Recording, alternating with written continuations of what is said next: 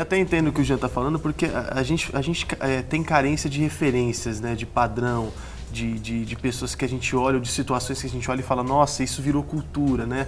É a questão da gentileza que gera gentileza. Sim. Eu entendo quando você fala da ética universal, porque a ética teria que ser um parâmetro, como a Bíblia é, um parâmetro, o único parâmetro para que todos sigam e entrem de acordo. Agora, diante dessas faltas de referência, a gente tem algumas boas referências, né? Apesar de muitos gritos maus, existem os bons também levantando a sua voz. E eu queria falar dessas ações que estão acontecendo nas empresas, Marina, na questão do que tem mudado, o que você tem visto, o que os manuais pedem dos seus colaboradores, assim, o que você mais presencia, e também alguns exemplos, olha, isso praticamente mudou o ambiente. Sim, o que eu vejo, né, muito, até mesmo de questão de nomenclatura, né, antes era funcionário ou peão mesmo, né, que o pessoal chamava, hoje o termo colaborador já é muito usado, porque você já vê mais como humano mesmo, como pessoa que colabora para o negócio da empresa.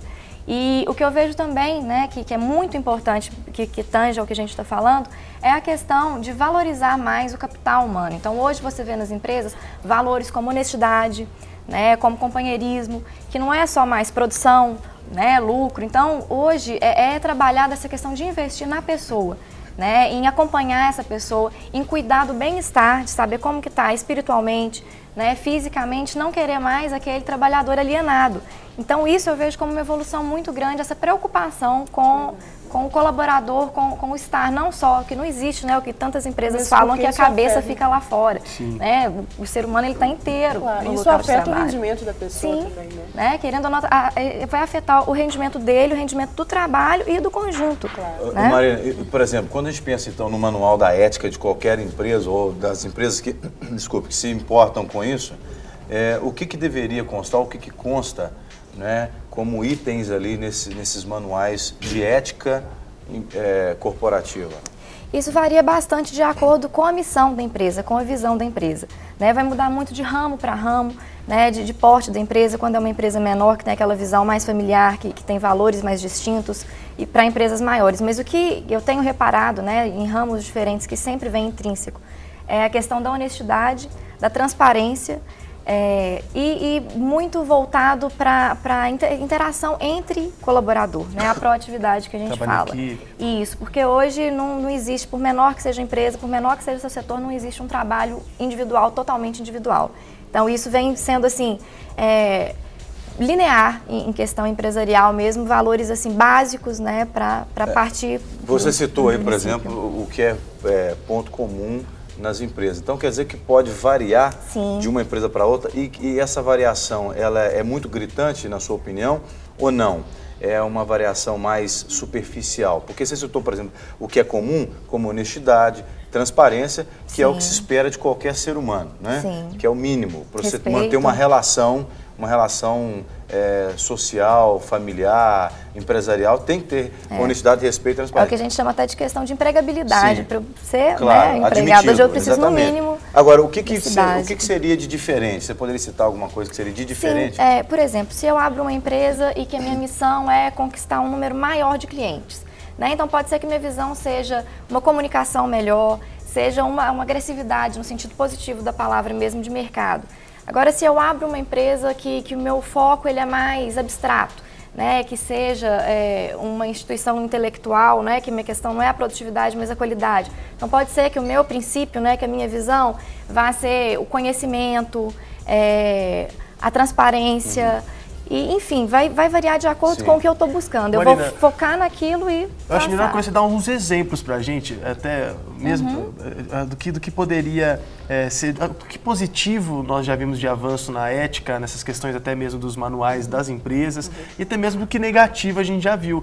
Coisas assim que teve que acontecer o desligamento, teve ou uma intervenção de um psicólogo, de um psiquiatra, exatamente em função de um destempero em função daquilo que está sendo pedido no manual. Dê alguns exemplos para a gente. Um exemplo básico, né, vamos supor, um dos tópicos que vem em qualquer manual. A questão da honestidade com relação a valores mesmo. Você é uma pessoa que lida ali com valores em dinheiro. E você começou a desviar esse dinheiro ou usar de forma inadequada esse dinheiro. Então você é chamado, e no próprio manual que serve de base justamente para isso, e aponta, olha, você está fugindo da conduta Isso é uma ação que não é bacana, né? Porque você está respaldado por aquele manual, que antes você entrar, você leu, você assinou falando que concorda com aquilo que está ali. Então ele serve de base até para um desligamento, para eu chamar e falar, olha, infelizmente você não está cumprindo com o que foi combinado, né? Nós vamos ter que desligar porque não foi com isso que você se comprometeu. Né? Então, é bom até para a empresa também, porque você está respaldado por aquilo ali, né? Inclusive pela assinatura do colaborador que concordou com aquilo. Agora, e vice-versa, sim, por favor. É importante dizer o seguinte, o código de ética ou o código de conduta depende muito da forma como as empresas chamam. O objetivo desse código é o mesmo, né? O que muda é a nomenclatura. O código em si, ele vai servir de parâmetros, de diretrizes para o comportamento das pessoas dentro da empresa. Esse é o real objetivo do código de conduta, né? Então, por exemplo, se você pega uma empresa de cigarros, né? Então, existem algumas determinações ali dentro em que os colaboradores, que vamos chamar assim os funcionários, que os colaboradores, eles têm que seguir. Né? Se você pega por exemplo, uma empresa de bebidas, né? Existem algumas orientações ali que os colaboradores, que são diferentes das orientações de uma indústria de cigarro, que os colaboradores, eles vão ter que seguir. Mas é possível ter ética numa empresa de bebida? Tem como ter ética? Eu fico pensando, como é que você tem ética numa empresa de uma fábrica de bebida? É o comportamento, exatamente, é o comportamento que você desenvolve ali dentro. Eu não estou querendo constranger a senhora não, viu? Sim, por favor. imagina. Mas eu daqui a pouco vou dar mais uma espetada aqui. O que nós precisamos entender é o seguinte, a empresa em si, ela existe, né? O trabalho, desenvolver o trabalho, está ali. Né? As pessoas têm que aderir os seus valores aos valores daquela instituição. Né? A espetada que eu quero dar é exatamente aqui agora. Aí a brincadeira da cerveja, da bebida aqui entrou, mas veio preparar para a próxima pergunta, que é o seguinte. Você falou de transparência, por exemplo. Eu posso estar falando besteira aqui, tomara que eu esteja falando alguma besteira aqui, mas pensa comigo, você tem empresas de telemarketing, empresas que vendem produtos, planos de saúde, o que for. Até onde eu tenho conhecimento, a gente já ouviu falar que essas empresas, elas meio que obrigam os seus funcionários a manipular um pouco as informações, a omitir ou fazer coisas que o banco acontece muito isso, né? A vender um produto, forçar a venda casada, etc. e tal. Para isso, eles usam de meios que eu vou chamar de escusos, que na minha opinião não são verdadeiros, não são legítimos. Como é que fica, por exemplo, o código de ética de uma empresa dessa? Que o funcionário assinou lá e o patrão dele falou que, você não pode roubar aqui dentro, você tem que falar a verdade comigo, blá, blá, blá, blá, blá. E aí? Vai muito pela consciência. Eu comecei falando aqui a questão da ética sobre a consciência, né? Focada na consciência. Quando acontece isso, o que se percebe? Os dirigentes das empresas, eles têm que ter atitudes éticas, têm que ter atitudes corretas. Por isso, a instituição de um manual de ética ou um manual de conduta, né? A consciência, ela tem que estar muito forte ali, porque senão a empresa vai fechar.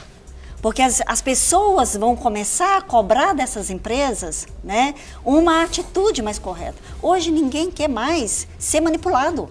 Hoje ninguém quer mais fazer as coisas por obrigação ou sem estar condizente com seus valores. Ninguém quer mais isso. Isso é verdade. Né? Agora, acontece só os sem vergonhas que querem. Esses continuam querendo. Esses continuam querendo. Infelizmente, nós temos um número de pessoas muito grandes aí que não querem se adequar àquilo que as pessoas estão buscando, né? Que é a busca da verdade mesmo. Acontece isso? Acontece. Né? Até porque nós estamos aqui discutindo isso hoje. Né? Então, e cada vez mais precisa discutir isso. Né? Cada vez mais as pessoas precisam de informações do que é ética, do que é moral, ética, né? Do que é princípios. Né? Hoje, a sociedade ela tem uma lacuna aí totalmente com a falta de valores. Né?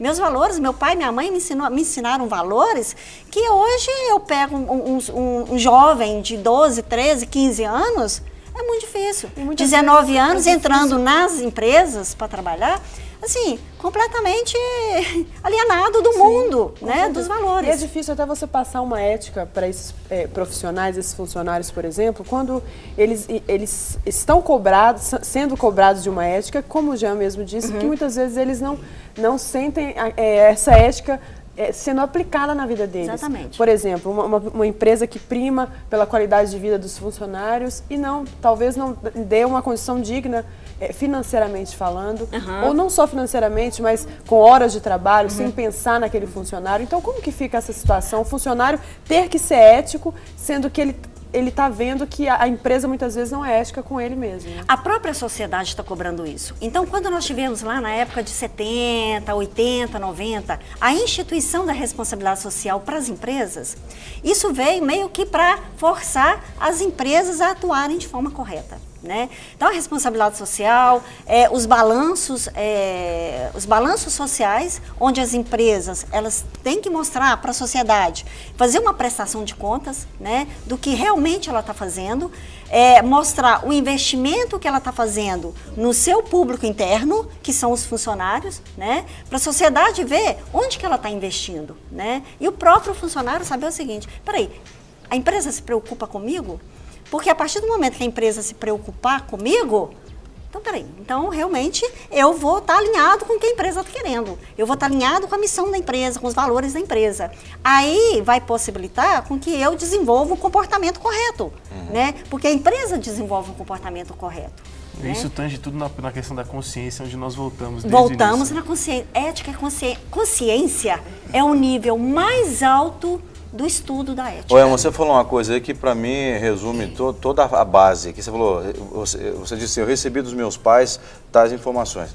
Quer dizer, eu vejo muito que os pais precisam falar muito dessa questão da ética. Porque dentro de casa. Eu não consigo ver você aprendendo ética na faculdade. É o exemplo. É dentro de casa. É o exemplo. É dentro de casa. Na Porque faculdade, o mundo pode estar cheio de falta de ética. Sim. Mas se eu tenho ética dentro de casa, eu vou fazer diferença lá fora. Exatamente. porque na faculdade nós vamos refletir sobre esses comportamentos. Que você já aprendeu. É o tempo de colocar em Você prática, E não o nós tempo de temos que aprender. colocar em Né? prática. Aí nós entramos na questão da moral. Não, e eu percebo que a luta de vocês tem sido colocar à tona de novo o que deveria ser ensinado lá atrás e onde agora deveria estar sendo praticado. Mas a gente vai passar por uma seleção hoje muito interessante e, claro, né, não vou citar nomes, mas várias empresas que não cumpriam com o proposto ou estavam fugindo dessa ética, sendo fechadas, né, que uma hora eu acho que Sim, não tem o que casa segure, cai. assim como muitos colaboradores também que estão sendo desligados, né, ou as empresas já têm um critério de seleção mais rígido porque não querem mais pessoas assim tão soltas.